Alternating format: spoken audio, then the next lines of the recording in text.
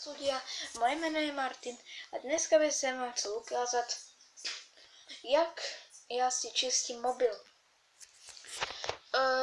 Já si ho nečistím, já ho utírám týmto, vypadá to jak, víte co, ale není to ono.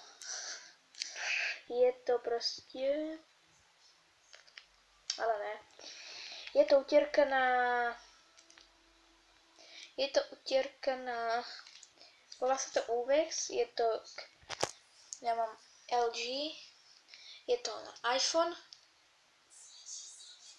potom to je na Samsung a LG. Tady si to potom můžete přečítat, já vám to neukážu. Dobře, takže já si vás tady trošku takto opru.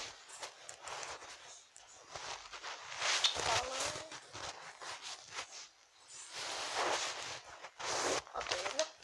A tady je to. Tady to je. Takto. K savu. Ale mám to naopak do prdele. To je jedno. A jdeme na to. Takže tady mám takový otvor, to zbota. Tak, máme to. Otevřeme, ale toto nemůžeme roztrhnout, lebo to použijeme. Vybereme, fuj, smrdí to statečně. Vybereme tento papírek a začneme pořádně utírat displej. Displej už je odtřítý, jak můžete vidět.